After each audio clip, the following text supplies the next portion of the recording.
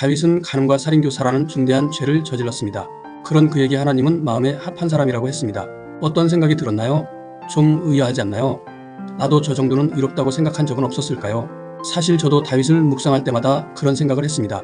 성경에는 다 기록되지 않았지만 죄의 속성으로 볼 때 다윗은 더 많은 죄를 지었을 것이라고 봅니다.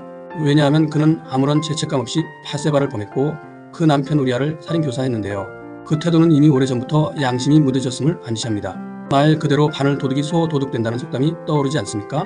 이런 사실로 보면 그런 그가 하나님께 마음에 합한 자라니 어찌 보면 이상하게 느껴지기도 합니다. 하지만 여기에는 분명한 이유가 있습니다. 다윗만이 가진 신앙적 특별함이 있었습니다. 그것은 바로 죄와 징계 앞에서의 그의 태도입니다. 다윗은 죄를 지은 후 하나님의 경고를 듣자마자 곧바로 하나님 앞에 엎드렸습니다.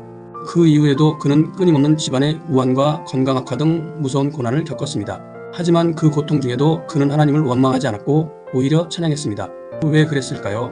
그는 자신의 고통이 바로 자신의 죄로 인한 징계라는 것을 분명히 알았기 때문입니다. 그리고 자신이 그 죄 문제를 해결하지 않고는 결코 천국에 갈 수 없다는 사실도 잘 알았던 것입니다. 그의 고백은 시편 119편 71절에서 잘 드러납니다. 고난당한 것이 내게 유익이라 이로 말미암아 내가 주의 율례들을 배우게 되었나이다. 다윗은 하나님의 율례를 지켜야만 천국에 갈 수 있다는 사실을 누구보다 잘 알았기에 자신이 율례를 배우고 실천할 수 있게 만든 고난 자체에 감사했습니다. 만약 여러분 중에 이미 죄와 징계 앞에 다윗처럼 행동한 분이 계시면 이미 다윗처럼 하나님께 합한 자일 것입니다. 주여 주여만으로는 천국에 못 갑니다. 예수님께서는 마태복음 7장 21절에서 이렇게 말씀하십니다. 나더러 주여 주여 하는 자마다 다 천국에 들어갈 것이 아니오 오직 하늘에 계신 내 아버지의 뜻대로 행하는 자라야 들어가리라. 그렇다면 하나님의 뜻이 무엇일까요? 예수님께서 직접 이렇게 말씀하셨습니다. 내 마음을 다하고 목숨을 다하고 뜻을 다하여 주 너의 하나님을 사랑하라. 이것이 크고 첫째 되는 계명이요. 다윗은 이 뜻을 깨달았기에 자신에게 온 고난이 하나님의 사랑이자 영적 훈련임을 알고 감사한 것입니다. 죄를 부인하면 하나님을 거짓말쟁이로 여기는 것입니다. 하나님은 우리가 죄를 짓고 넘어질 수밖에 없다는 사실을 누구보다 잘 아십니다. 그래서 요한일서 1장 10절에서 이렇게 말씀하셨습니다. 만일 우리가 범죄하지 아니하였다면 하나님을 거짓말하는 이로 만드는 것이니 또 그의 말씀이 우리 속에 있지 아니하니라. 이 예수님 외에 그 누구도 죄가 없는 사람은 없습니다.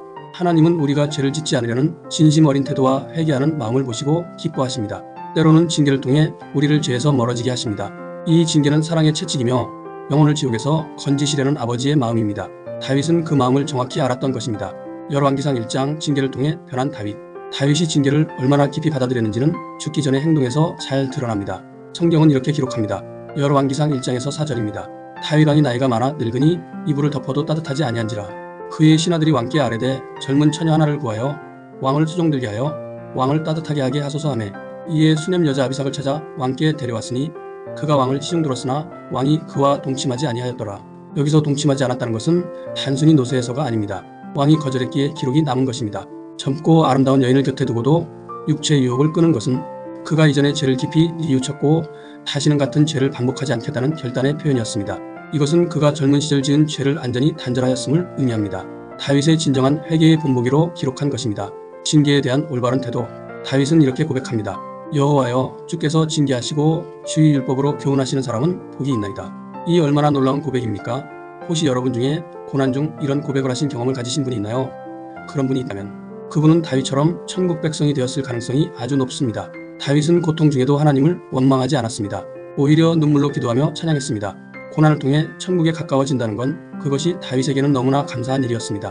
하나님은 완전한 자를 찾지 않으십니다. 하나님이 기뻐하시는 것은 죄 없는 완벽한 삶이 아닙니다.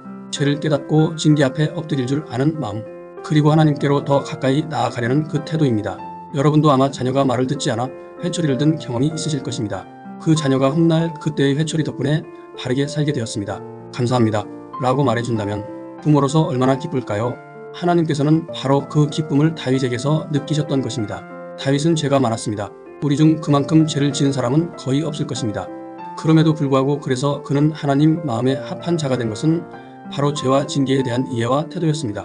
우리도 다윗처럼 죄를 인정하고 징계 앞에 순복하며 하나님의 뜻을 알고 따르는 사람이 된다면 우리 또한 하나님께 합한 자로 인정받게 될 것입니다.